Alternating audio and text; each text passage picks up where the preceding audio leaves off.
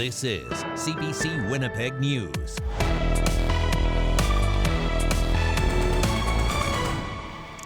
Good evening. Thank you for joining us. Children with diabetes are feeling the impact of shortages in healthcare.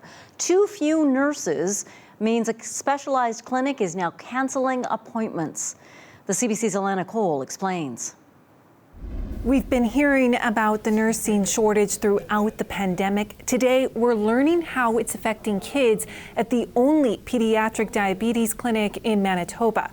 A spokesperson for Shared Health says the clinic is down 3 nurses and more than 70 patient appointments have been affected since August.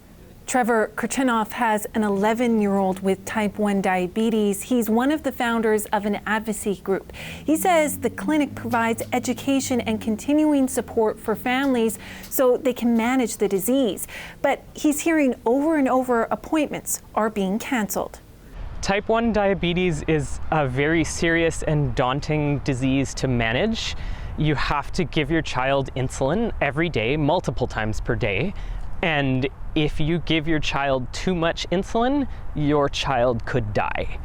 If you don't give your child enough insulin, your child could die. It's that serious.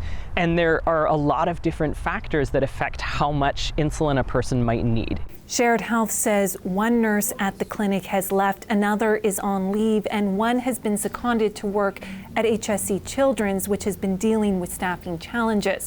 The president of the Manitoba Nurses Union says she's been hearing about nurses and nurse educators who work in clinics getting moved to areas that are incredibly short-staffed. What we're seeing is nurses been shuffled around like pawns on a chessboard to, well, your area is short today, but this other area is even shorter. So we're now going to move you to that area to bolster staffing there, which leaves your area even shorter. And part of the domino effect is how are we ever going to catch up with all of these appointments that are being canceled? Another parent told CBC their child typically sees a nurse and specialist at the clinic every 3 months, but an appointment was canceled in May and rescheduled for 6 months later. She says pulling services from youth and diabetes management seems unsafe. Both Kirchenoff and Jackson say the province needs to find ways to retain nursing staff. Shared Health says it has hired a nurse to replace the one who left. That nurse is scheduled to start next month. Alana Cole, CBC News, Winnipeg. Statistics Canada says the Indigenous population in Canada is growing almost twice as quickly as the non-Indigenous population. The 2021 census also shows the Indigenous population is younger on average than the non-Indigenous one. We get the Winnipeg-specific story in just a moment, but first, the overview from Olivia Stefanovic. More than 1.8 million people identified as Indigenous in the 2021 census, an increase of nearly 9%, nearly double the growth in the non-Indigenous population. This means the Indigenous population now accounts for 5% of Canada's total population. And while the pace of growth is not as high as it was in previous years, for First Nations, they've now surpassed 1 million people for the first time. And researchers say there are 2 key reasons for this increase. One of which being what we call natural population growth, that is births and then differences in life expectancy and increasing lifespans. But we also see other growth from response mobility, and this is people that are answering the census differently. He says more people are identifying as Indigenous, and the population isn't just growing faster, it's younger too. The average age of an Indigenous person is 33. For the non-Indigenous population, it's 42. Most Indigenous people live in Western Canada, but of all the provinces and territories, Ontario has the largest Indigenous population. And when it comes to languages, the number of people learning an Indigenous language is up by 7%, but those whose mother tongue is an Indigenous language is down by 4%. And some things haven't changed. The number of First Nations, Inuit, and Métis children in care is still high. First Nations, Inuit, and Métis children make up about 8% of Canada's total population of children, but they represent more than half of the kids in care. Olivia Stefanovic, CBC News, Ottawa. Well, as you just heard, Winnipeg has the largest Indigenous population of any Canadian city and also the youngest. CBC's Stephanie Cram brings us the perspective of a few of those Winnipeggers. They may be young, but for Isaac Richard and Drayden Bunn, working with local patrol groups Community 204 and Sabe Peace Walkers brings them hope and keeps them connected to their First Nations roots. We get to experience everything that's out there, and we get to kind of relate with the stories and our background and with our relatives. So I think that that's very important. According to new numbers from Statistics Canada, Winnipeg has the largest urban Indigenous population in Canada. Over 100,000 people living in the city identify as Indigenous. Edmonton ranks second, then Vancouver is third. And local Indigenous patrol groups keep this growing population safe and seen. I guess it gives them hope. It shows them that people care about them. It shows that people still care. It shows that our Indigenous people are still growing and thriving in this world. And honestly, it's just great. The Indigenous population in Canada has grown more than 9% from 2016 to 2021. That's nearly double the rise in the general population. The Indigenous population is also much younger, by more than 8 years. And the report says that younger population is far more likely to be in care. Richard says many his age are still dealing with the consequences of that. Because for a lot of us are troubled because we've either grew up in bad homes or we've grown up in foster care all our lives, and a lot of the stuff we just kind of numb out instead of figuring it out. And I guess with community, we see our people on the street with helping them like that, and it kind of helps us bring out who we are and everything like that. For Bunn, who grew up in Winnipeg and lives downtown, he sees firsthand how the work of the patrol groups means so much to the local Indigenous population. The part I like the most is seeing the changes that we're doing. I mean, like, we're able to hand off a piece of clothing and they're still able to wear that piece of clothing 2 weeks later, 3 weeks later. So just the difference making is so important. Community helping community, these youth are dedicated to making Winnipeg feel safer for the Indigenous people who call it home. Stephanie Cram, CBC News, Winnipeg. Winnipeg police say the number of thefts of catalytic converters has plummeted. In August, 31 catalytic converter thefts were reported. Just 4 months earlier, in April, there were 11 times as many of those thefts, 353 of them. Catalytic converters contain valuable precious metals. New provincial regulations for scrap metal buyers and also sellers contributed to the drop. Police also say they made 6 arrests over the summer. An unsolved homicide case is haunting a northern Manitoba community. 22-year-old Rico Cody Linklater disappeared in Nelson House last October. Just this month, RCMP reported they believe it is a homicide. As Aaron Broman reports, the family wants police to do more. Quiet, shy, and friendly. That's how Rico Linklater's family remembers him. He always stayed home. Watched his siblings.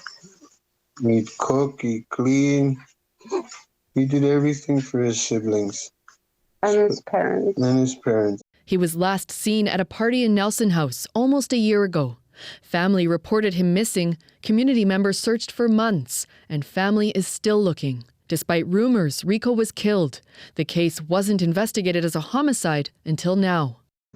Not very communities have an RCMP station. And they should have been on the ball. They should have been looking for this person. Earlier this month, police searched the lake and went door to door in Dog Point, where Rico was last seen. It's work the family would like to have seen from the start. There was nothing really done to investigate that house or the car he was last seen in.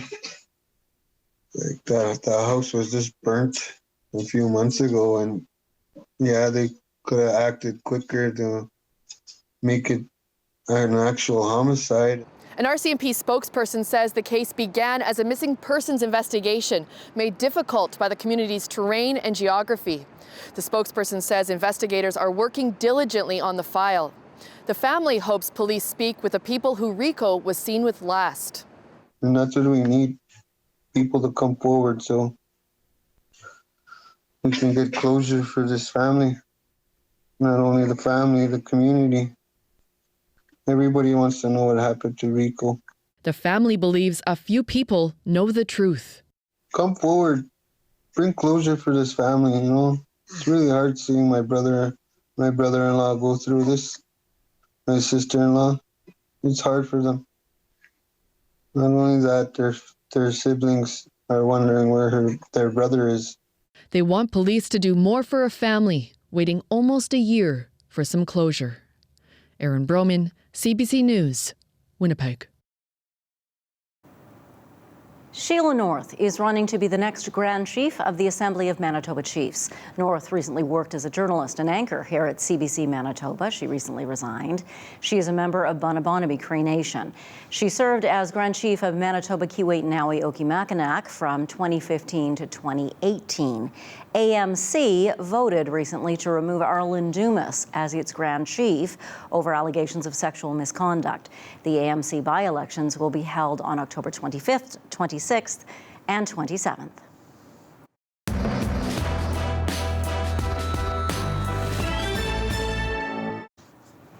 Rail relocation, infrastructure planning, and derelict buildings. Winnipeg mayoral candidates touched on all these topics today.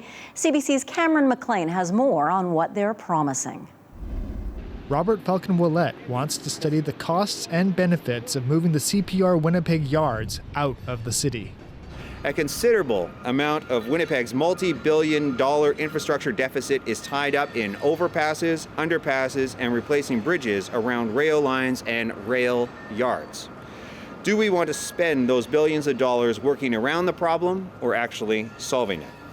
Willette made the announcement on the edge of the rail yards, which separate the north end from central Winnipeg. His study would determine the economic, environmental, and social benefits of redeveloping that land. Good morning, and thank you for being here today as we make... Also on Wednesday, Kevin Klein promised to come up with a new infrastructure master plan. He says the plan would allow the city to prioritize which road and bridge projects are most urgent. I want to be able to say, here is a plan, an infrastructure plan that was put together with experts, with the public service, and we know what the priorities are based on our city needs. That's what we want to address. I want to make sure that other levels of government, as well as the city, take politics out of these decisions because they're not helping. Klein says the plan would cost $2 million. And at an announcement in the North End, Jenny Montcalok promised to seize vacant and derelict buildings. Winnipeg's leadership over the last 25 years has not had the courage to do what needs to be done, but I have that courage and I will do what needs to be done.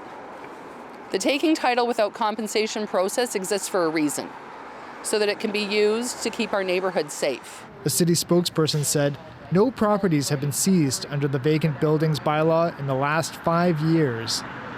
Today was the deadline for candidates to pull out of the election. None of the mayoral candidates who submitted their nomination papers by yesterday's deadline withdrew. That means there will be 11 names on the ticket for mayor when Winnipeggers go to the poll on October 26th. Cameron McLean, CBC News, Winnipeg. And CBC Manitoba will help you decide who to vote for. We will host a live Winnipeg mayoral debate on October 19th, 1 week before the civic election. It's an opportunity for voters like you to learn more about those who might become Winnipeg's next mayor. Find out where they stand on the matters that are most important to you. That live debate will air from approximately 6 p.m. to 7 p.m. on CBC Television and also CBC Radio. It will be available online as well, the CBC Manitoba website, and on CBC Gem as well, CBC Manitoba's Facebook page. Information radio host Marcy Marcuso will moderate the event.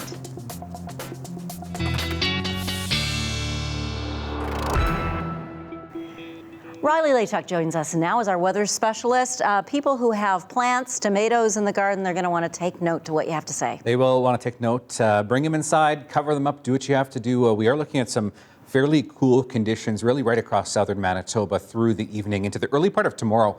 We can take a look at the frost advisory we have in place right now, and we'll start in northwestern Ontario first and into southeastern Manitoba, where temperatures will be conducive to some patchy frost through the evening tonight through the northwestern part of Ontario, southeastern Manitoba looking at this as well.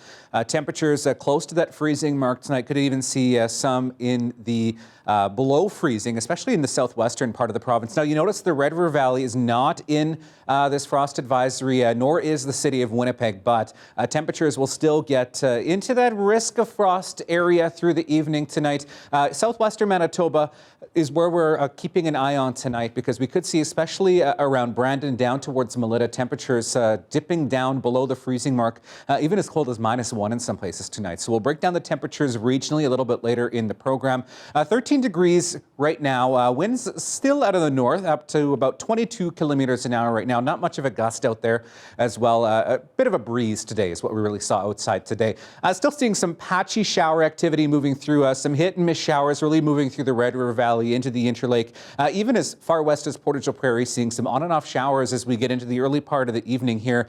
As I widen out, really through much of the province, just some fair weather cloud, a bit heavier cloud through the northern part of the province now. This area of instability will move out as we get into the overnight to Thursday, into the early part of Thursday.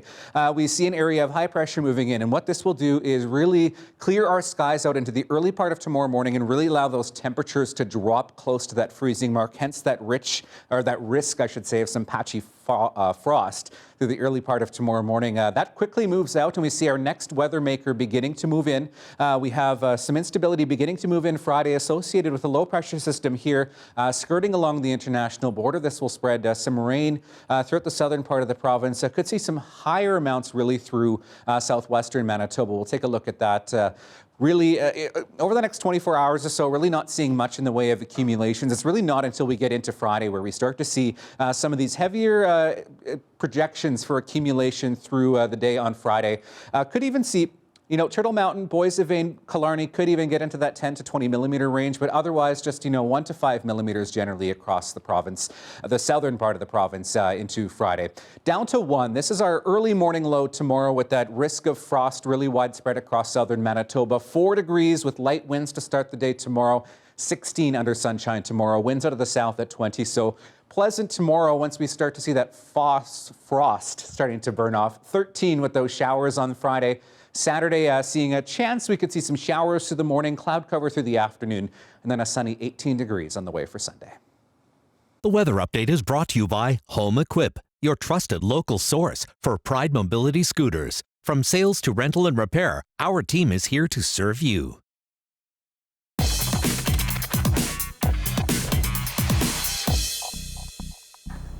They are the latest examples of local folks putting the win in Winnipeg. The winners of Season 8 of The Amazing Race Canada are best friends who met here at the Royal Winnipeg Ballet.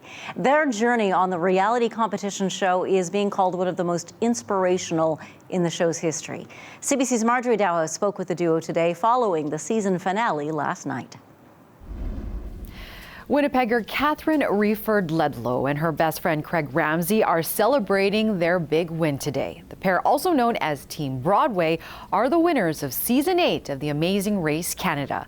Their longtime friendship, dating back 25 years, started here in Winnipeg when they both attended the Royal Winnipeg Ballet. Together, they raced through 5 provinces and traveled over 20,000 kilometers and have been through everything together, including Catherine's battle with terminal brain cancer. With Catherine's situation, with her terminal brain cancer, she does need some guidance in terms of identifying what might be struggles that she isn't able to identify. I love the fact that a side effect of Catherine's brain tumor being removed is that she lives in a state of positivity, but there's also like complete unawareness of that. So like all the times when she's asked, did the brain cancer affect your race? And she's like, nope. No. And I'm like, yes, yes, it did. But she overcame every single thing.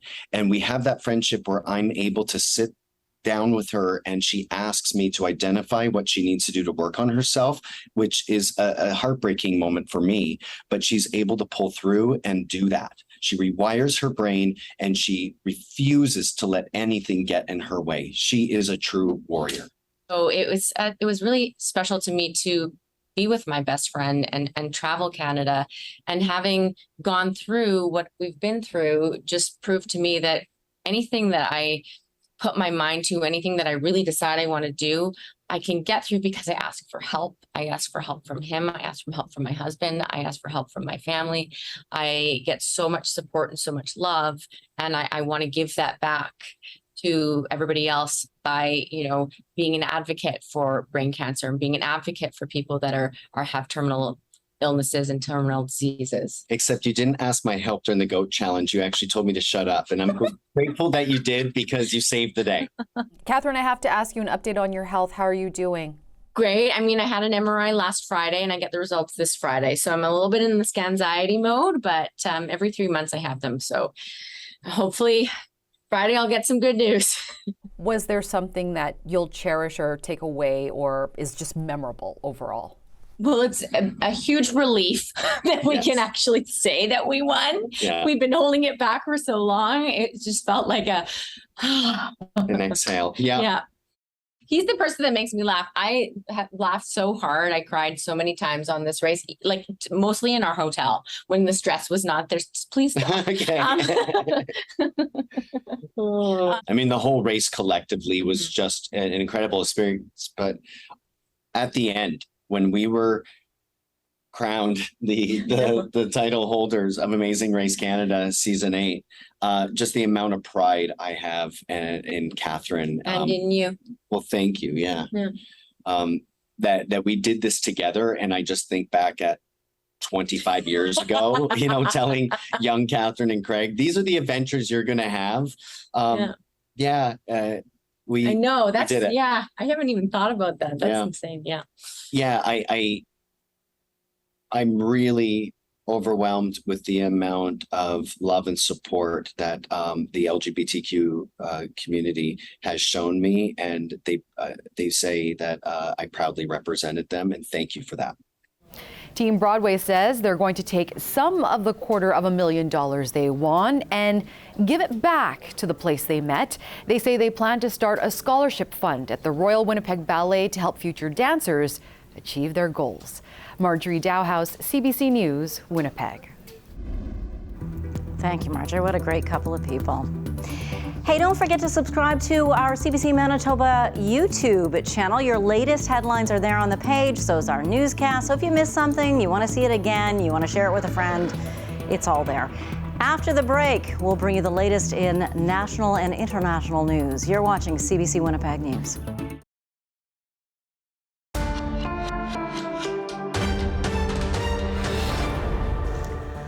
Russian President Vladimir Putin has announced Moscow's first troop mobilization since the Second World War. He is calling up hundreds of thousands of reservists to fight in Ukraine. And there was a chilling warning today, a thinly veiled threat about his willingness to use nuclear weapons. CBC's Briar Stewart has the latest. In cities across Russia, some took to the streets trying to denounce a war and a plan to force hundreds of thousands to fight in it. The arrests came quickly. This morning, people in Russia learned the government will call up 300,000 reservists, mostly young men who went through basic training. But some already knew a draft was underway. I'm not happy with this. I want we and other countries to live in peace. We're only identifying this student by his first name, Georgi. But the 23-year-old received a draft notice on Monday. He hopes to be exempted, but knows there are no guarantees. He and his family watched Putin's address in disbelief. I was shocked. My mother was crying. Russia's move to call up reservists is a sign of how much its military is struggling. Last week, it was pushed back from a large area near Kharkiv. Today, the Defense Ministry said that nearly 6,000 soldiers have died so far, a significant underestimate, say Western officials. And it was the West that Putin took aim at during his pre-recorded address. We will, without question, use all the means at our disposal to protect Russia and our people, he said. This is not a bluff. He said the 4 Ukrainian regions that plan to hold referendums have Russia's full support. After all, they're all currently occupied by Russian troops. By voting to join Russia, analysts say it sets the stage for further escalation. He will exactly to organize the referendum to state that those regions are integral part of Russia, and if someone will attack or conduct any kind of military operations, the use of nuclear weapons will again be raised. On the streets of Moscow, hours before the evening's protest, many were supportive of the government's plan and say the referendums are a long time coming. They want to live decently. That's why they're looking to be rescued by joining Russia, said one man. We need to protect them, and we need to be united in everything. But Russia's war next door now feels even closer to home, and it will get harder for some to keep carrying on as if life here hasn't changed. Stewart, CBC News, London. U.S. President Joe Biden spoke at the United Nations General Assembly today. He talked about a range of global issues and promoted America's leadership in world affairs. But the main focus of his address was Russia's war on Ukraine. CBC's Chris Reyes has the details. U.S. President Joe Biden urged world leaders to stand together against Russia in his address to the General Assembly. This war is about extinguishing Ukraine's right to exist as a state. That should make your blood run cold. In the broad, sweeping speech, Biden listed all of the world's challenges, from the climate crisis to food insecurity to threats to democracy. He touched on the conflicts in Iran and Ethiopia, the famine in the Horn of Africa. He once again called for a two-state solution to Israel. He repeatedly blamed Russia for causing further destabilization in a world that's already dealing with once-in-a-generation problems. At the core of his message, Russia must be held accountable for its actions.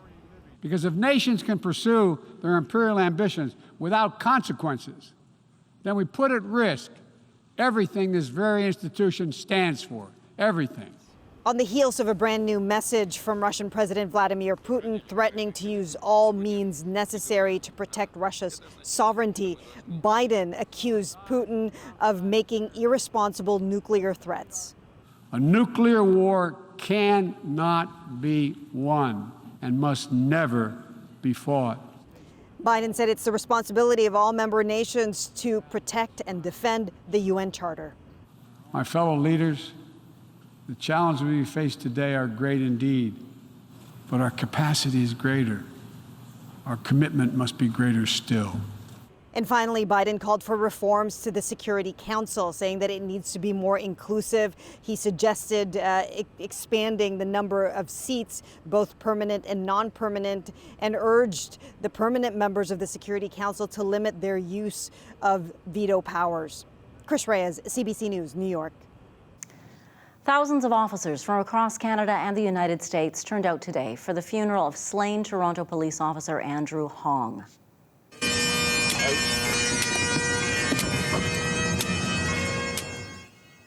The 48-year-old was shot and killed last Monday while on a break getting coffee at a Tim Hortons just west of Toronto.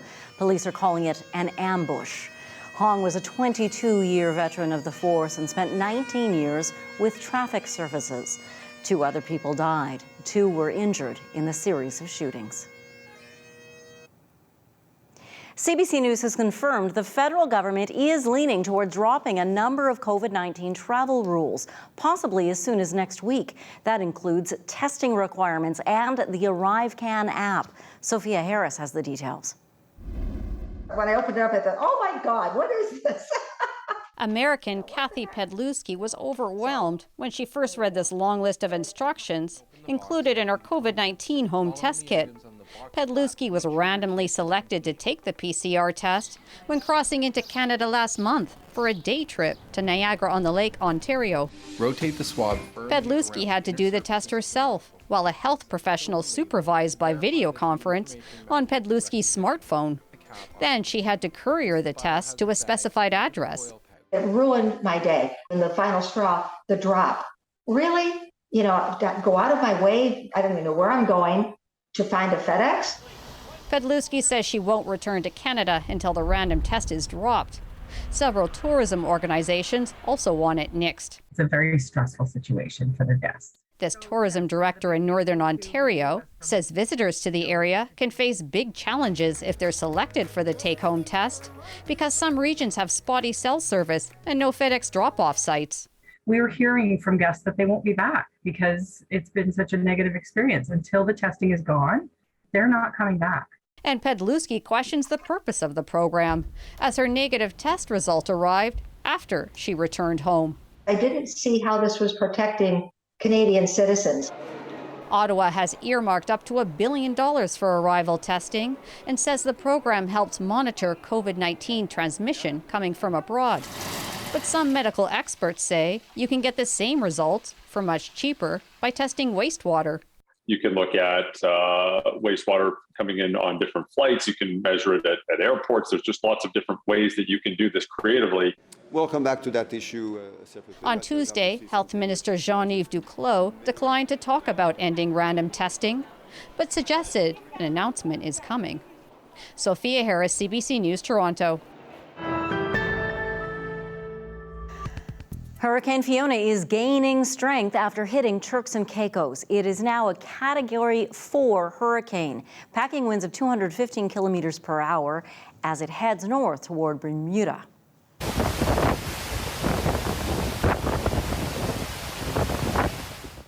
This storm is expected to reach Canada's east coast on Friday. Hurricane Fiona slammed Puerto Rico and the Dominican Republic as a Category 3 earlier this week. It dumped heavy rain and triggered devastating flooding. Up to 8 people are now believed to have died. About 75% of Puerto Rico remains without power, and many places are also without clean water.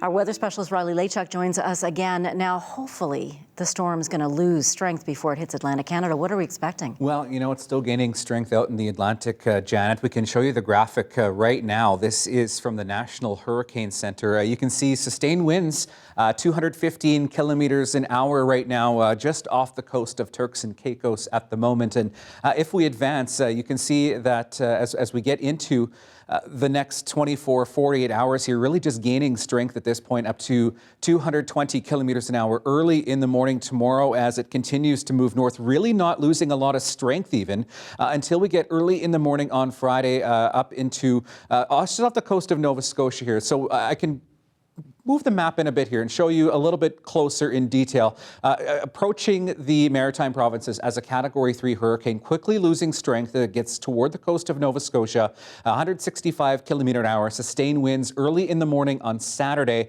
That will move right through Cape Breton, just through off the coast of Newfoundland and Labrador. I know Prince Edward Island also starting to get ready for the impacts of this hurricane as it barrels its way towards Atlantic Canada. So really, it's one of those storms that we're going to be watching, and we're going to be really keeping our eye on this one over the next 48 hours here as we get toward the weekend. Okay, closer to home, we're seeing temperatures really comfortable for this time of the year, around 13, 14 degrees around the capital region, 12 in Eli and St. Laurent at the moment, 13s in Brandon and Swan River, as well as Melita, 12 in Dauphin right now.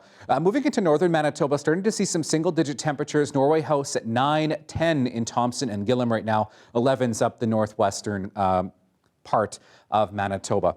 All right, looking at our forecast for tonight, this is where we have that frost advisory in place through northwestern Ontario. Temperatures close to the freezing mark through the evening tonight. Into southeastern Manitoba, this is where we have a risk of frost here, including the city of Winnipeg, down to the freezing mark or very close to across much of the region tonight. Could even dip down lower into the minus territory in the extreme southwest corner of the province tonight. 0 in Brandon, 1 in Swan River. This is also where we have that risk of frost, the frost advisory in place tonight. 3 for the Pas and Norway House, 5 with some patchy fog likely through northern Manitoba. That will burn off through the day tomorrow. 17s through the northwestern part of the province down into southwestern Manitoba. Temperatures rebounding nicely. Sunshine, temperatures right where they should be for this time of the year at 17 degrees. Into the southeast, 16, 15 under the sunshine. A fairly pleasant day on the way tomorrow. Wind shouldn't be much of a factor through tomorrow either. And then as we get into northwestern Ontario, nothing but sunshine for your Thursday, 13s and 14 degrees. We do have some rain on the way for the weekend. I'll have more on that in your 7-day forecast coming up. Thank you, Riley. A city near Edmonton is taking a deeper dive into what's in people's bins. They've commissioned an audit to see how people are doing when it comes to separating recycling and trash from compostables. CBC's Emily Fitzpatrick takes a closer look at this messy job. No black bag should be in an organics bin. Stacey Shub-Sabo likes to call herself a professional dumpster diver, and she was hired by the city of St. Albert to do just that. Her job is to sort through the waste from 100 homes to see if people are using their green bins correctly. We have about 40 categories right now, which means paper will be broken down into mixed paper and cardboard. Organics, for example, will be broken down into edible food, inedible food, compostable paper, other organic wastes such as the coffee stir sticks, like wooden stir sticks or popsicle stir sticks. Along the way, she finds plenty of common mistakes. So we have often found where a person will have a takeout food bag and they're finished their lunch or meal and they'll just dump it into the compost bin. And what we'll find inside that takeout bag is those plastic dipping sauces. We'll sometimes find straws that are not compostable. We'll find even unopened ketchup packs. So those are materials that need to be put into the garbage stream. This is Shub-Sabo's second audit for St. Albert. The city will use her findings to help grade their compost program and determine where they should focus their efforts. So the spring and the fall audit data will be compared to see if there's any trends in organics contamination and the type of material that is being composted. And then we crunch all those numbers, we present pie charts and figures of composition tables and items that were identified as contamination. It's a stinky job, but she's happy to do it. Emily Fitzpatrick, CBC News, Edmonton. And while we're in Alberta, more than just a spot of trouble for some cars in Edmonton. Take a look at this. A sinkhole swallowed up several cars in a parking lot. Not just any parking lot, a luxury car dealership. This happened yesterday. 4 vehicles altogether toppled into this crater. 1 on the bottom, 3 at various stages of falling in. Took workers about 90 minutes to get the cars out. As for what caused that sinkhole, we don't know yet. Yet to be determined. Oh dear. Lots of great video on our CBC Manitoba YouTube page. Check it out, subscribe. You don't want to miss a thing. After the break, we will bring you more news. Take care. We'll be right back. Universities, as you know, are back for in-person classes, but for some, learning on campus does come with health risks. An immunocompromised student at the University of Ottawa says she's struggling to find other options. She's spending thousands of dollars on courses online at an Alberta university just to meet her course requirements and avoid COVID-19 exposure. She says she's not alone in those concerns. Dan Takama has more. They're afraid. A lot of my students have dropped out, and the University of Ottawa just looks at it and says, well, you're a minority. Willow Robinson is the coordinator for the Centre for Students with Disabilities. She's also a student herself. While campuses are crowded again and many students are excited to be back, Robinson, who has a degenerative muscle and nerve condition, is still at home, struggling to find virtual options. And she isn't the only one. I currently have 81 student cases on my desk. Those cases represent students seeking academic accommodation, professors who will allow them to learn online. But Robinson says the university is pushing in-person classes. Here's how she describes that approach. Lacking in care, lacking in ethical response. Post-secondary institutions in Ottawa are following provincial guidelines, which say that masking and vaccination are encouraged, but no longer mandatory. That lack of guidance has left professors to find their own ways to create a COVID-safe classroom. Simply, I just asked my students if they would be willing to mask if it made others more comfortable, if there was someone who was vulnerable in the classroom. And framed that way, the response rates to masking went way up. Epidemiologist Raywat Dionandan says schools are passing the buck by not putting their own COVID-19 measures in place. These large institutions like universities like governments, have a leadership responsibility. They set the moral agenda, they set the tone for how to behave, and citizens follow suit. Carleton University professor Stewart Murray cares for 2 seniors undergoing chemotherapy. He says the change in approach seems to ignore lessons learned after years of the pandemic. Remember, we're all in this together. That's something that we heard for 2 years. But now suddenly it's all about the individual, a kind of you do you. Murray says he'd like to see universities take proactive steps, like a temporary return to masking on campus as the colder months begin. Dan Takema, CBC News, Ottawa. Energy needs have been front and center these last few months with the rising costs for consumers and concerns about shortages. That comes as producers in Canada try to meet our country's climate goals. Traditional and renewable energy providers have been meeting in Calgary to talk about that. CBC's Aaron Collins has more. A meeting of the minds in Canada's energy capital, but the question on those minds has shifted in recent years. Certainly in the Western world, there's no question about the if anymore. The debate about if a shift to net zero carbon emissions will happen replaced these days by a focus on how it will come about. The forces of change are in place today. However, not all of the conditions are there for the kind of technologies that we have to bring to bear in 28 short years. Embracing technologies like wind and solar power, even in the heart of Canada's oil and gas country, key to Canada getting to net zero emissions by 2050. Alberta is well known for its fossil fuel resources, but we've also got phenomenal renewable energy resources, and we're experiencing a boom in the sector with billions of dollars of wind and solar projects under construction today. But more renewables won't be enough. Canada's oil and gas producers will also need to get greener too, and quickly, something the country's major producers have committed to doing. Because we're such big emitters, we have to be a big part of the solution as well. For the oil and gas industry, the key to that solution is carbon capture and storage. We know it works. We know we can do it. It's expensive and it takes time. So, would we like to have it built tomorrow and already be reducing emissions and storing? For sure. No easy task. Still, a sense here that meeting Canada's climate goals is doable. Over the course of human history, there's not been a challenge when we've mobilised collectively that we haven't been able to solve for. I think we're just starting to get that sense of urgency. Of course, the clock is ticking. Canada has just 28 years to meet its emission reduction targets, and the question of how that will actually happen has yet to be answered. Aaron Collins, CBC News, Calgary.